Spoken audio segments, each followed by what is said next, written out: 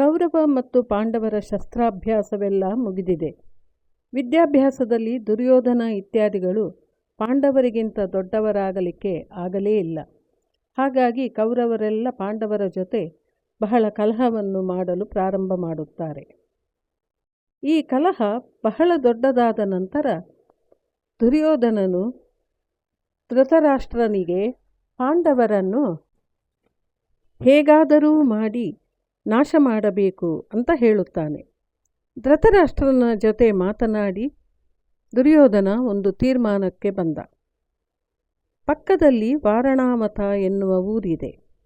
ಪಾಂಡವರನ್ನು ಸ್ವಲ್ಪ ದಿವಸ ಅಲ್ಲಿ ಉಳಿದುಕೊಳ್ಳುವುದಕ್ಕೆ ಬಿಡೋಣ ಅಂದ.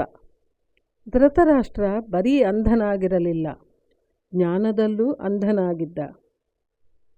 ಬರೀ ತನ್ನ ಮಕ್ಕಳ ಪರವಾಗಿಯೇ ಯೋಚನೆ ಮಾಡುತ್ತಿದ್ದ. ವಿವೇಚನೆ ಇರಲಿಲ್ಲ ಅವನಿಗೆ. ಆದ್ದರಿಂದ ಪಾಂಡವರಿಗೆ ಹೇಳುತ್ತಾನೆ ಧೃತರಾಷ್ಟ್ರ, ಪಕ್ಕದ ಊರು ವಾರಣಾಮತ ಅಂತ ಬಹಳ ಸುಭಿಕ್ಷವಾಗಿದೆ, ನೀವು ಅಲ್ಲಿ ಒಂದಷ್ಟು ದಿವಸ ಇರಿ ಅಂತ ಹೇಳಿದ್ದಕ್ಕೆ ಪಾಂಡವರು ಒಪ್ಪಿಕೊಳ್ಳುತ್ತಾರೆ. ಆದರೆ ಅವರನ್ನೆಲ್ಲ ಅಲ್ಲಿಗೆ ಕಳಿಸುವ ಉದ್ದೇಶ ದುರ್ಯೋಧನನಿಗೇನು ಅಂದರೆ ಅಲ್ಲಿ ಒಂದು ಲಾಕ್ಷಾಗೃಹ ಕಟ್ಟಿಸಿದ್ದ. ಲಾಕ್ಷಾಗೃಹ ಅಂದರೆ ಬಹಳ ಸರಳವಾಗಿ ಹೇಳುವುದಾದರೆ ಮೇಣದ ಬತ್ತಿಯಂತೆ ಇರುವ ಮನೆ ಅಂತ ಇಟ್ಟುಕೊಳ್ಳೋಣ. ಏನೇನೋ ಬೇರೆ ಬೇರೆ ಆಗಿನ ಕಾಲದಲ್ಲಿದ್ದ ರಾಸಾಯನಿಕಗಳನ್ನೆಲ್ಲ ಹಾಕಿ, ಅಂದರೆ ಬೆಂಕಿ ಸ್ವಲ್ಪ ಮುಟ್ಟಿದ ತಕ್ಷಣವೇ ಇಡೀ ಅರಮನೆಯೆಲ್ಲ ಸುಟ್ಟು ಬಿಡಬೇಕು ಅನ್ನುವ ಹಾಗೆ ಕಟ್ಟಿಸಿದ್ದ. ಅಂತೂ ಮನೆ ಕಟ್ಟಿಸಿದ್ದಾರೆ. ಮೇಲ್ನೋಟಕ್ಕೆ ಮನೆ ಬಹಳ ಚೆನ್ನಾಗಿದೆ. ಆದರೆ ವಿದುರನಿಗೆ ಈ ರೀತಿ ಕಟ್ಟಿಸುತ್ತಿರುವುದು ಗೊತ್ತಾಯಿತು. ವಿದುರನು ದೊಡ್ಡ ಚಾಣಾಕ್ಷನಾಗಿದ್ದ, ದೊಡ್ಡ ಮಂತ್ರಿಯಾಗಿದ್ದ. ಯಾವಾಗ ಇವರನ್ನು ಸುಟ್ಟು ಸಾಯಿಸಬೇಕು ಅಂತ ದುರ್ಯೋಧನ ಲಾಕ್ಷಾಗೃಹದಲ್ಲಿ ಪಾಂಡವರೆಲ್ಲ ಎಲ್ಲಿ ಮಲಗಿಕೊಳ್ಳಬೇಕು ಎಂದು ನಿರ್ಣಯ ಮಾಡಿ ಕಟ್ಟಿಸಿದ್ದನೋ ಅಲ್ಲಿಯೇ ಯಾರಿಗೂ ಗೊತ್ತಾಗದಂತೆ ವಿದುರ ಆ ನೆಲ ಸರಿಯಾಗಿ ಬಾಯಿ ತೆಗೆಯುವಂತೆ ಒಂದು ಸುರಂಗ ಮಾರ್ಗ ಕಟ್ಟಿಸಿದ್ದ. ಪಾಂಡವರು ಆ ಗೃಹ ಪ್ರವೇಶವನ್ನು ಮಾಡಿದರು.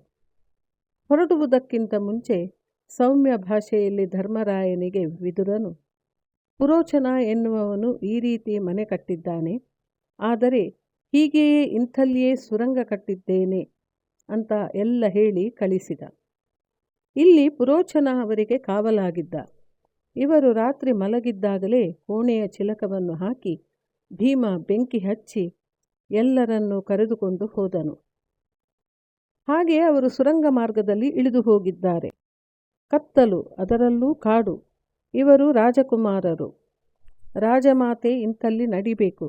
ಪಾಪ ಕಾಲಿಗೆ ಮುಳ್ಳು ಕಲ್ಲು ಚುಚ್ಚುತ್ತಾ ಇವೆ, ಒದ್ದಾಡುತ್ತಿದ್ದಾರೆ.